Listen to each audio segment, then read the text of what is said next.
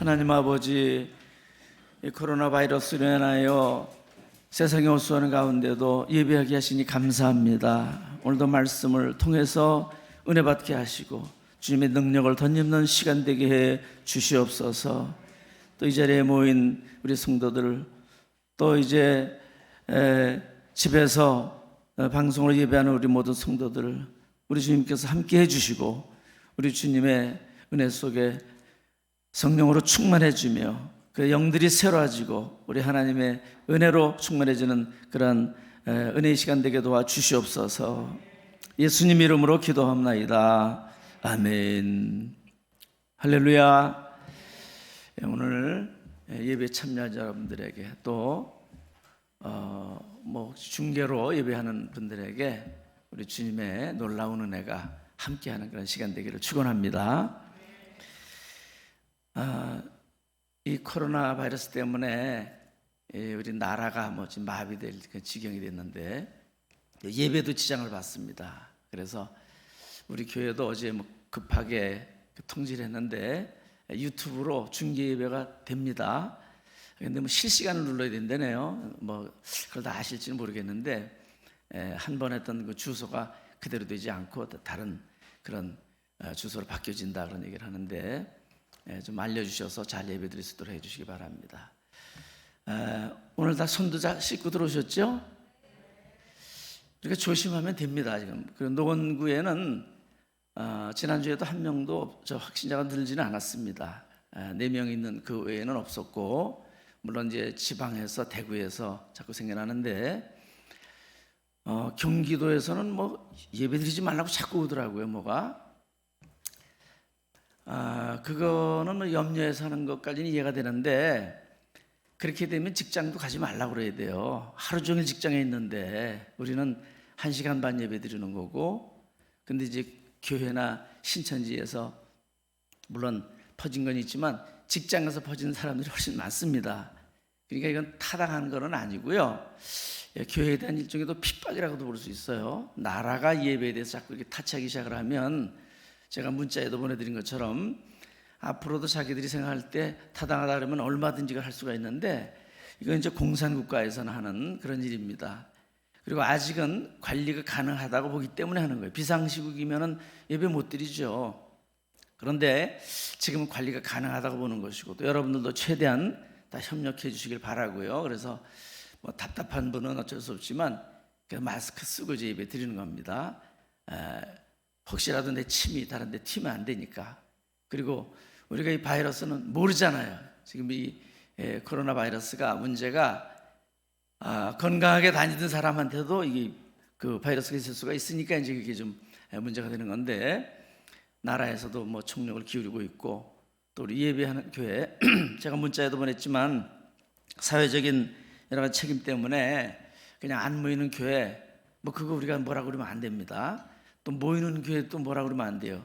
요즘 그냥 어떤 교회를 이렇게 타겟으로 하려고 하는 그런 것이 있는데, 그거는 보편성이 없는 거예요. 그러면 이제 PC방이나 지하철이나 직장들이나 이게 다 그럼 문 닫아야 된다는 얘기죠. 나라가 완전히 마비돼야 된다는 얘기인데, 교회만 콕 집어서 얘기하는 것도 그 교회가 그런 근처에 있다든지, 또는 그 교회에서 감염자가 나왔다든지 그러면 당연히 그거는 해야 되지만, 지금 우리 같은 경우는 그 정도까지 이렇게 해야 될 상황이 아닙니다. 그렇게 판단하기 때문에 하는 것이고, 여러분들은 또 최대한 조심하고요. 우리 개인이 면역성 키우기 위해서도 조심해 주시고, 또 우리 교회에서도 우리가 기도해야 되고, 성경적으로 보면 아라우나 타작마당에서 하나님 앞에 제사하니까 전염병이 없어졌지, 거기 예배와 기도가 없어지면 안 됩니다. 물론 가정에서 지금 드리는 분들입니다. 가정에서 드리는 것도 그것도 예배는 예배입니다. 우리 공중 예배는 아니지만 그 비상한 방법으로, 병원에 입원해 있으면 예배 그럴 때는 못 드리잖아요. 그거는 그런 상황이기 때문에 어쩔 수 없는 것이고, 그러나 노역자가 아니고 또 우리들이 이렇게 걸어도 그런 분들은 많이 계신데, 걸어오는 분들은 걸어올 때는 마스크가 없어서 또 그런 얘기 하는지도 모르겠는데 합리적인 것 같아요, 그게. 그리고 그거 매일 갈아 새 것으로 착용한다는 것도 쉬운 일이 아니고, 저도 처음에는 2,000원짜리를 하나 샀는데 그걸 매일 가려고 그러니까 나도 걱정되더라고요. 그걸 어떻게 매일 가나. 근데 생각을 가만히 해보니까 뭐 집에서 제가 오는 거리가 한 10분, 그리고 사무실에서는 뭐 벗고 있습니다. 그리고 이제 손 씻고 이렇게 하고 다 이렇게 하는데 그냥 햇빛에 말려서 쓰면 되겠다 그런 생각이 들고, 그게 또 합당한 것 같아요. 말려서 우리가 뭐 써도 되고, 조심하는 거는 최대한 조심을 해야 되지만 너무 두려워해도 안 되고, 또 이런 걸 가지고 또 이상한 쪽으로다가 몰고 간다든지 또 그래서는 안 되리라고 생각을 합니다. 여러분들이 더 기도 많이 해주시고, 또 예배도 정말 진실함으로, 찬양은 제가 크게 드리지 말자고 그랬어요. 혹시라도 침 튈까봐. 근데 사실 건강한 사람은 상관이 없는 거고요. 그래서 문도 열어놓습니다. 자, 뒷문은 뒤에 또 소리가 들릴까봐 닫긴 했는데, 또 최대한 우리가 협력하고 뭐 소독도 수시로 하고 다 손도 씻고 다 이렇게 하고 있으니까 여러분들 협력해 주시고 두려워하지 마시고 우리 하나님 앞에서 우리 예배하는 그런 시간을 통해 큰 은혜 받게 되기를 주님의 이름으로 축원합니다. 자, 오늘은 100명을 배불리 먹인 기적, 이런 제목으로 말씀을 나누겠습니다. 열왕기하 4장에는 5가지 기적이 나옵니다. 엘리사 선지자가 행한 첫 번째가 기름병의 기적이고요. 그 가난한 그 생도 빚을 남겨놓고 남편이 죽었는데, 그래서 빈 그릇을 모아다가 거기다 기름을 부었더니 막 그릇이 없을 때까지 찾죠. 그래서 팔아서 빚 갚고 생활하라.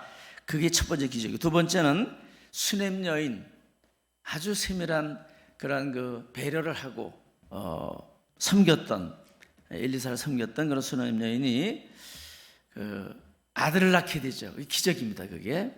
그 다음에 세 번째는 그 아들이 죽었어요. 그 아버지가 추수하는 곳에 나갔다가 갑자기 죽습니다. 그런데 그 아들을 살린 그런 기적, 그것이 세 번째 기적이고, 네 번째는 우리 지난주일에 말씀 나누는데 배고픈 사람들에게 국을 끓여 먹이려고 하는데 뭐 밖에 나가서 뭐 들류회를 따왔다고 그러죠. 이게 독성이 있는 것이었어요. 그걸 먹으면 뭐 구토하게 되고 신경계통에 지장이 생기고 나중에 죽고 이런 것인데, 그 독을, 가루를 넣어서 독을 없애버린 그런 기적입니다. 그래서 먹게 했던 기적. 오늘은 배고픈 그런 그들한테 그 뭐 떡 20개 하고, 그 다음에 자루에 든 채소하고, 자루에 든 채소는 원어에 보니까 채소라도 번역할 수 있고 옥수수라고도 번역할 수 있는 그런 것이었어요. 그러니까 아마 뭐 채소든지 옥수수든지 하여튼 그런 것을 갖고 왔고, 또 떡을 갖고 왔고, 근데 그것으로 뭐 떡이 그 한 개가 뭐 얼마나 크겠습니까? 뭐 많이 먹는 사람은 혼자서도 여러 개 먹을 수가 있겠죠. 근데 그것으로 100명이 먹고 남는 그런 기적, 이게 다섯 번째 기적입니다.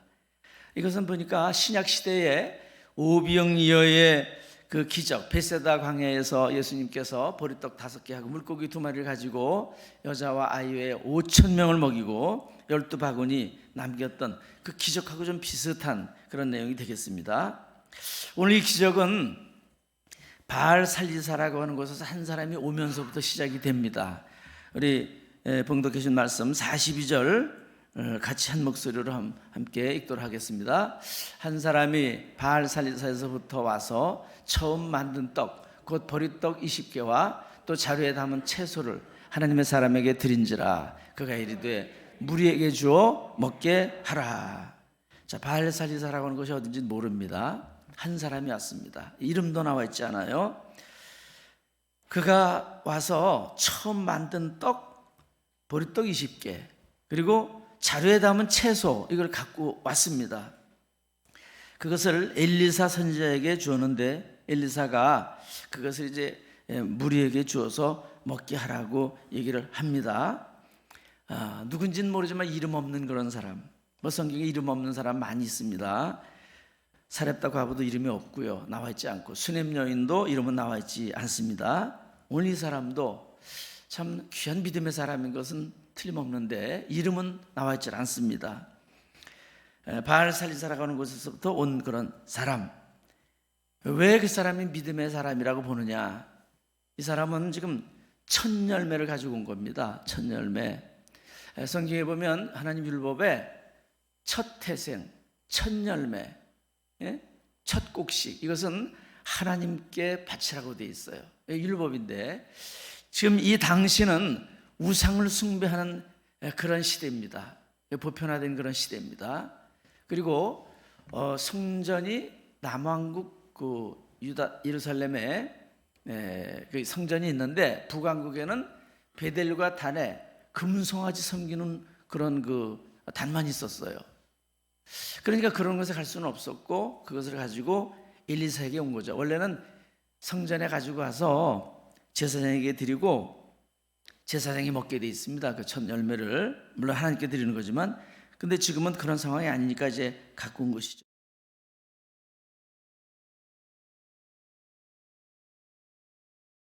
나와 있는 말씀인데 신명기 26장 2절에 보면 거기 이렇게 말씀을 하고 있습니다. 내 하나님 여호와께서 내게 주신 땅에서 그 토지에 모든 소산의 만물을 거둔 후에 그것을 가져다가 광주리에 담고 내 하나님 여호와께서 그 이름을 두시려고 택하신 곳으로 그것을 가지고 가서, 그 이름을 두시려고 택하신 곳은 성전입니다. 그 다음에 10절에 보면 여호와여 이제 내가 주께서 내게 주신 토지 소산의 만물을 가져왔나이다 하고 너는 그것을 내 하나님 여호와 앞에 두고 내 하나님 여호와 앞에 경배할 것이며, 그래서 하나님께 그것을 바치라 이렇게 되어 있습니다. 그 말씀을 순종한 그런 사람, 그 사람이 오늘 본문에 나오는 사람입니다. 이 첫 열매에 대한 이스라엘 백성들의 그 가면은 아주 각별합니다. 출애굽 당시에 애굽 땅에 10가지 재앙이 내렸습니다. 다 아시죠? 10가지 재앙, 처음에는 물이 피가 되는 재앙이었고 마지막은 초태생들이 다 죽는 재앙이었죠. 그런데 그 재앙이 이스라엘 사람들한테는 임하지 않았습니다.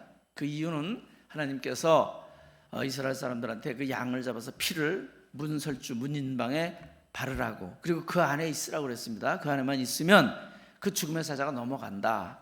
그래서 넘어갔다. 그 6월절이라고 그랬죠. 6월 패스오버 넘어갔다. 그래서 살았어요. 초태생들이 다 살았습니다. 애굽에는 집집마다 다 초상해 놨죠. 그 뒤에 하나님께서는 초태생은 난 내 것이다, 나에게 바쳐라, 그렇게 말씀을 하셔요. 그런데 하나님 앞에 이제 바쳐진 사람들이 있습니다. 그 사람들이 레위 지파예요. 레위 지파. 레위 지파는 기업이 없죠. 그래서 땅을 기업으로 받지 못합니다. 다른 지파들이 받은 것 중에서 받아요. 그래서 그 땅을 이제 받고 성읍도 받고 이렇게 살아가는데, 그 사람들이 바쳐진 그런 사람들이 되다 보니까 그 숫자하고 초태생하고 숫자를 계산해서 모자라는 숫자들한테는 속전이라는 걸 내게 했어요. 속전. 주를 속한다 그런 의미입니다. 그래서 5세겔씩 성전에 4개 그렇게 했습니다. 그래서 초태생은 다 하나님의 것이라고 하는 그런 증거로 삼았고요. 또 첫 열매도 첫 수확하는 것도 하나님의 것이라고 하셨는데, 이스라엘 백성들은 광야에서 40년 동안 한 번도 경작을 하지 못했습니다. 그러니까 당연히 씨 뿌린 거 없으니까 거둔 것도 없었죠. 그러다가 가나안 땅에 들어가서 이제 경작을 합니다. 그래서 보리를 심고 밀을 심고 그걸 거두게 돼요.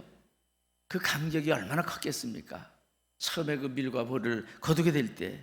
그런데 그것을 거둘 때 그 첫 열매를 거둬서는 자기들이 먹지 않고 하나님께 바치면서 감사를 드렸습니다. 성경에 첫 열매에 대한 말씀이 많이 나오는데 잠언서 3장 9절 10절에도 보면 거기에 이런 말씀이 있습니다. 여기 띄워주셨나요? 같이 한번 읽어보겠습니다. 내 재물과 내 소산물의 처음 익은 열매로 여호와를 공경하라. 그리하면 내 창고가 가득히 차고 내 포도즙 틀에 새 포도즙이 넘치리라. 아멘. 여기 보면 내 모든 재물 또 내 소산물 처음 익은 열매로 여호와를 공경하라. 그리하면 너의 창고가 가득히 찬다. 또 내 포도즙 틀에 새 포도즙이 넘치리라. 이런 축복을 약속을 해 주셨습니다. 우리 창고는 3가지가 있다고 그랬죠. 첫째는 우리의 마음의 창고요, 두 번째는 이 땅에 있는 창고요, 세 번째는 하늘에 있는 그런 창고입니다. 우리 첫 열매를 드리는 자에게 하나님이 약속하신 이런 놀라운 축복을, 또 포도즙 틀에 새 포도즙이 넘치는 그런 축복을 경험하는 우리 첫 열매의 신앙들이 되기를 주 이름으로 축원합니다. 우리 첫 열매라고 하는 것은 가장 귀한 것을 의미합니다. 가장 좋은 것, 이게 의미합니다.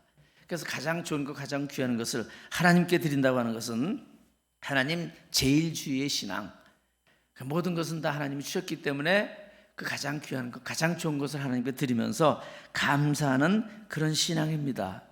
우리 하나님이 우리의 삶에서 두 번째, 세 번째가 아니고 첫 번째입니다, 그런 의미예요. 하나님이 첫 번째입니다. 하나님이 우리에게서는 제일입니다. 최고의 신앙입니다. 여러분들에게 우리 하나님이 첫 번째 되시는 그런 그 신앙이 되시고, 우리 하나님이 약속하신 그런 그 약속들이 여러분들의 것이 되는 그런 복이 임하게 되기를 주 이름으로 축원합니다. 이 첫 열매를 엘리사에게 드린 그 사람의 신앙, 너무 아름다운 것입니다. 귀한 겁니다. 희생입니다. 그 가뭄 때에 기근이 있었다고 그랬잖아요. 기근이 있었습니다. 그때 그 거둔 그런 곡식을 얼마나 기다렸겠습니까? 얼마나 또 먹고 싶었겠습니까? 그런데 하나님 앞에 먼저 가져온다고 하는 것, 너무 귀한 희생이죠. 오병이어의 기적도 마찬가지입니다. 오병이어의 기적도 그 벳세다 빈들에서 수많은 사람이, 여자와 아이 외에 5,000명이라고 그러니까 15,000명 이상으로 봅니다. 그 많은 사람이 예수님의 말씀을 듣기 따라왔는데 먹을 것이 없었어요. 굶고 있었습니다. 그들을 돌려보내야 되는데 먹질 못해서 가다가 기진할까봐, 쓰러질까봐 걱정이 돼서 제자들이 먹을 걸 좀 어떻게 사 먹든지 어떻게 조치를 취해 주십시오, 해산을 좀 하게 해주십시오 그랬더니 예수님께서는 너희가 먹을 걸 주어라 그러시죠. 너희가 먹을 걸 주어라. 알아보니까 한 소년이 자기의 점심 도시락을 갖고 온 것이 있었는데 그것이 보리떡 5개였고 물고기 또 2마리였습니다. 그래서 그걸 드렸더니 그 바친 그 희생, 헌신, 그것을 통해서 그것이 씨앗이 되어서 오병이어의 귀한 그런 역사가 나타났습니다. 우리 하나님은 믿음의 사람을 통해서 역사하시고요, 이런 헌신을 통해서 역사하십니다. 그런 기적이 나타납니다. 오늘 42절 43절 다시 한번 읽어보도록 하겠습니다. 42절 43절 한 사람이 바알 살리사에부터 와서 처음 만든 떡 곧 보리떡 20개와 또 자루에 담은 채소를 하나님의 사람에게 드린지라. 그가 이르되 무리에게 주어 먹게 하라. 그 사환이 이르되 내가 어찌 이것을 100명에게 주겠나이까 하니 엘리사는 또 이르되 무리에게 주어 먹게 하라. 여호와의 말씀이 그들이 먹고 남으리라 하셨느니라. 아멘. 오늘 이 본문에 이렇게 보면 그 만든 떡 20개, 아마 오병이어 그 비율을 보니까 소년이 먹을 도시락도 보리떡 5개였거든요. 그러면 그 어린애가 한번 먹을 수 있는 게 5개 정도 아닌가 생각도 됩니다. 그럼 어른은 10개도 먹겠죠. 여기 양이 많으신 분은 혼자 먹어도 모자랄 수도 있겠죠. 그런데 그걸 가지고 100명 먹으라고 그러니까 이 사환이 얘기를 합니다. 어떻게 그렇게 할 수가 있겠습니까? 예? 어찌 이것을 100명에게 주겠나이까? 근데 엘리사는 뭐라고 얘기를 합니까? 무리에게 좀 먹게 하라. 여호와의 말씀이, 뭐가요? 여호와의 말씀이, 하나님 말씀하셨다는 겁니다. 그들이 먹고 남으리라 하셨느니라. 아멘. 우리 오병이어 그 기적을 베풀 때도 보면 너희가 먹을 걸 주라 그러니까 빌립이 그럽니다. 주여 200데나리온의 떡을 사다가 먹여도 모자랄 겁니다. 200데나리온, 한 데나리온은 하루의 품삯입니다. 그러니까 5만 원으로 치면 1,000만 원, 10만 원으로 치면은 2천만 원, 그 정도 돈도 없거니와 그걸 사다가 주어도 다 모자랄 것입니다. 그런데 거기에 어떤 한 소년이 자기가 먹어야 될 그 도시락을 드렸더니 그것을 통해서 기적의 역사가 나타나는 것을 볼 수가 있습니다. 오늘 이 작은 것이지만 믿음으로 주님의 손에 올려드릴 때에 그것에 기적의 역사가 나타나는 것을 우리가 볼 수가 있습니다. 우리 하나님의 역사는 이 사완 게하시는 자기 생각으로 계산한 것입니다. 자기 계산, 자기 생각, 자기 합리적인 생각. 그런데 엘리사는 다른 점이 있어요. 엘리사는 하나님 말씀을 근거로 하는 것입니다.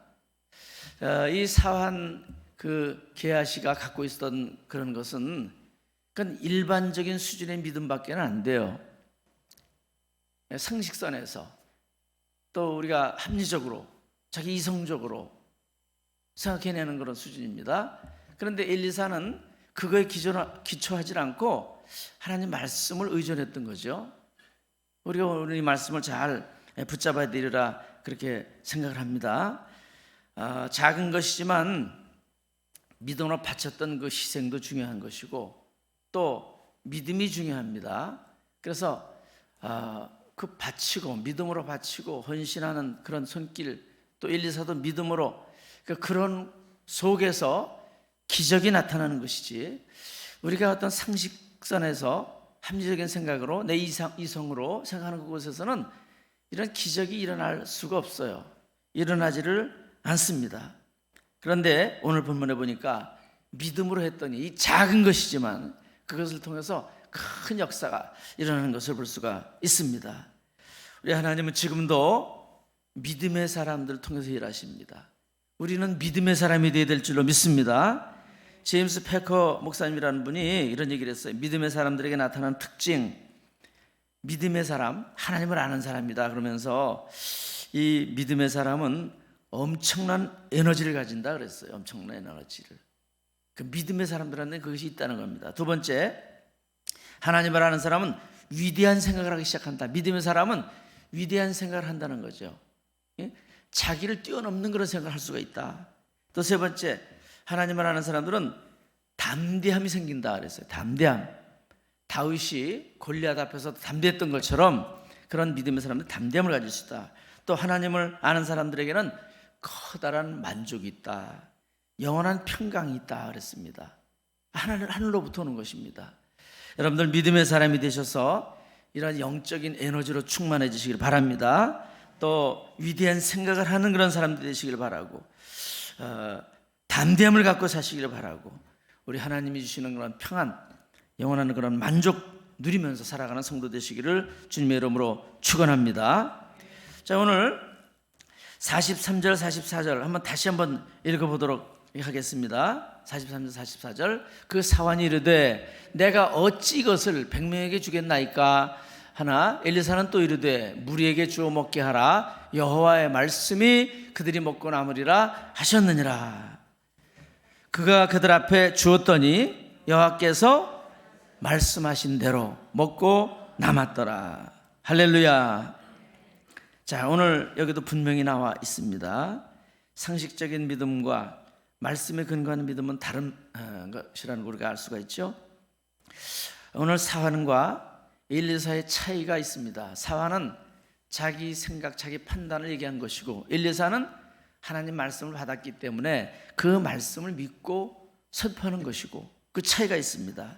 그랬더니 그 하나님의 말씀 붙잡고 나가는 이곳에 하나님의 기적이 나타나서 여호와께서 말씀하신 대로 그대로 이루어진 줄로 믿습니다. 오늘 우리의 믿음의 기준은 내 생각이 아닙니다. 내 경험이 아닙니다. 이성이 아닙니다. 내 상식이 아닙니다. 과학적인 사고방식 하지 말라는 게 아니고요. 그거 다 하지만 우리가 성경에서 얘기하는 그런 믿음은 그 차원을 뛰어넘는 믿음이라는 거죠. 이 엘리사가 갖고 있었던 그런 믿음, 그것을 뛰어넘는 그런 믿음입니다. 하나님의 말씀을 받았기 때문에 그 말씀에 근거한 믿음입니다. 그래서 현실을 초월할 수 있는 것이고, 이 엘리사는 무에서 유를 창조하는 그런 하나님의 능력을 믿은 것입니다. 그런데 우리 보통 사람들은 그런 믿음이 없기 때문에 그냥 현실의 근거에서 생각하라고 행동합니다. 합리적인 그런 것에서 그런 한도 내에서 우리가 행동을 합니다. 그런데 중요한 것은 하나님의 능력을 체험하기 위해서는 하나님의 말씀을 우리가 받아야 되고요, 그 말씀을 알아야 되고, 그 말씀에서부터 오는 그런 믿음을 소유해야 된다는 겁니다. 여러분, 그 말씀을 붙잡기를 바랍니다. 그래서 말씀으로 생각을 해야 되고 말씀으로 선포할 수 있는 그런 믿음의 단계까지 우리가 나아갈 때 기적의 그런 삶을 살아갈 수 있는 사람, 그런 하나님의 그런 그 말씀 안에 살아갈 수 있는 그런 사람이 되는 것입니다. 그걸 우리가 기도해야 돼요. 그건 내 생각이 아니기 때문에 하나님이 주셔야 됩니다. 우리 하나님께서 우리를 붙들어 주셔서 우리 모두가 다 상식적인 그런 믿음의 단계를 뛰어넘어서 우리 말씀의 믿음으로 살아가는 우리 성도 여러분 되시기를 주님의 이름으로 축원합니다. 오늘 이 말씀의 마지막에 보면 먹고 남게 하시는 하나님, 우리를 풍성한 인생으로 이끄시는 하나님을 우리가 바라볼 수 있습니다. 우리도 그런 하나님을 보고 사셔야 됩니다. 믿음에 응답하셔서 기적으로 역사하시는 하나님, 풍성하게 남도록 역사하시는 그런 하나님을 우리가 소망하면서 살아가는 그런 우리 성도가 되어야 될 줄로 믿습니다. 전에도 말씀드렸지만 이 빌립은 생각이 조금 좁았던 것 같아요. 그래서 200데나리온의 떡이 부족하리이다 그렇게 얘기를 합니다. 기왕이면 한 500데나리온 정도 하면 남을 것 같습니다 이렇게 말하면 좋을 텐데 약간 좀 부정적인 성향이 강한 것 같아요. 계산 많이 하는 사람의 특징입니다.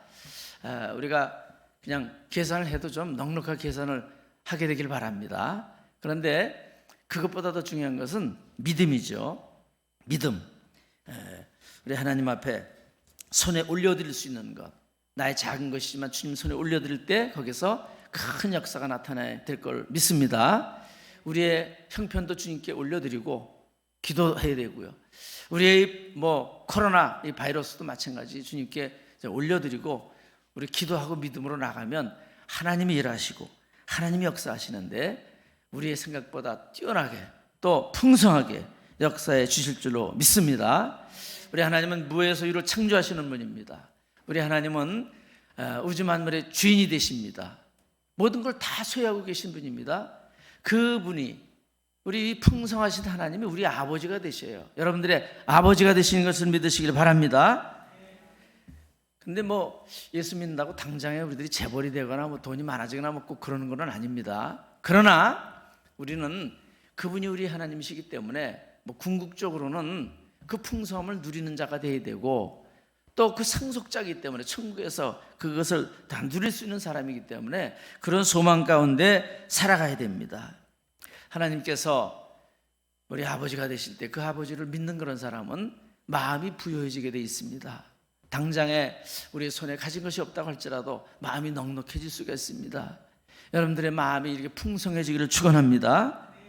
우리의 마음이 풍성해질 때 환경도 바뀌어지고 또 우리의 삶도 부여해지게 될 줄로 믿습니다. 우리 하나님 인도받으시는 그런 삶이 되시기를 바라고, 시편 23편에 보면 다윗이 그런 고백을 했죠. 여호와는 나의 목자시니 내게 부족함이 없으리로다. 할렐루야. 여호와 하나님 나의 목자가 되셔요. 나를 인도하시고 나의 삶을 책임져 주셔요. 그러니까 부족함이 없다는 겁니다. 부족함이 없다. 이걸 고백을 하면서 살아가는 것이, 그것이 다윗의 신앙입니다. 오늘 우리의 신앙이, 저와 여러분들의 신앙도 내게 부족함이 없습니다, 이런 고백하고 나가는 삶이 되기를 바랍니다.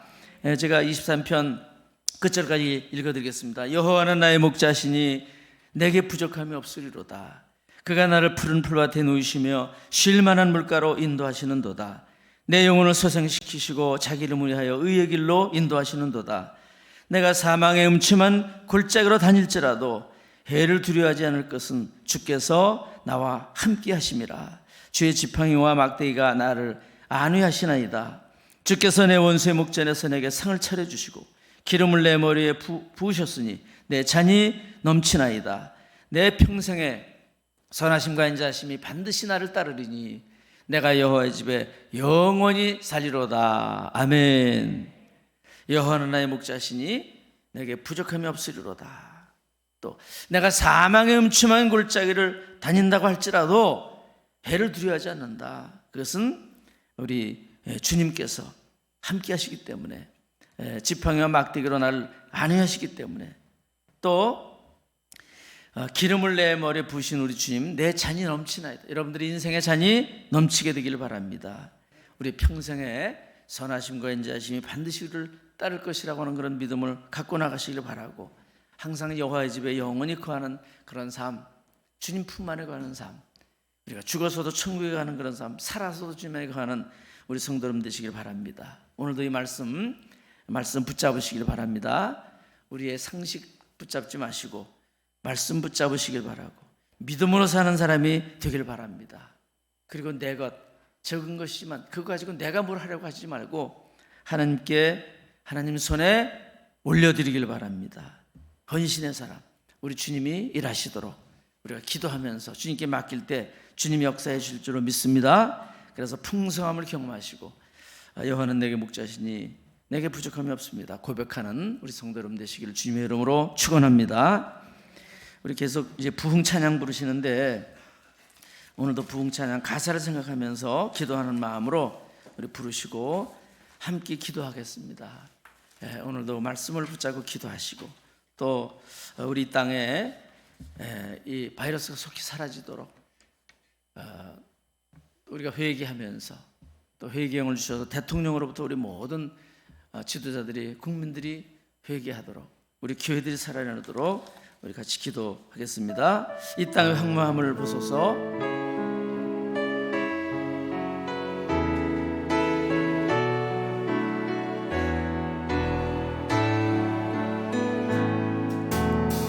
이 땅의 황무함을 보소서. 하늘의 하나님, 긍휼 베푸시는 주여, 긍휼을 베푸신 우리 죄악 용서하소서. 우리의 죄악 용서하 이 땅 고쳐주소서. 이 땅 고쳐주소서. 이제 우리 모두 하나 되어 이 땅에 무너진 기초를 다시 쌓을 때, 너를 다시 쌓을 우리 우상들을 태우신 성령의 불을 임하소서. 우상들을 태우신 성령의 불 임하소서. 부흥의 불길 타오르게, 부흥의 불길 타오르게 하소서. 진리 말씀이 땅 새롭게, 진리의 말씀이 땅 새롭게 하소서. 은혜 강물 흐르게 하소서. 성령의 바람 불어오게 하소서. 바람 이제 불어와. 오 주의 영광 가득 새날 주소서. 새날 주소서. 나라의 땅, 주님 나라 이 땅에 임한 부흥의 불길 타오르게 하소서. 부흥의 불길 타오르게 하소서. 진리의 말씀 이 땅 새롭게 하소서. 은혜의 강물 흐르게 하소서. 성령의 바람, 성령의 바람 이제 불어와. 오 주의 영광 가득한 새날 주소서. 오 주님 나라 이 땅 임하소서. 우리 다 같이 통성으로 기도하겠습니다.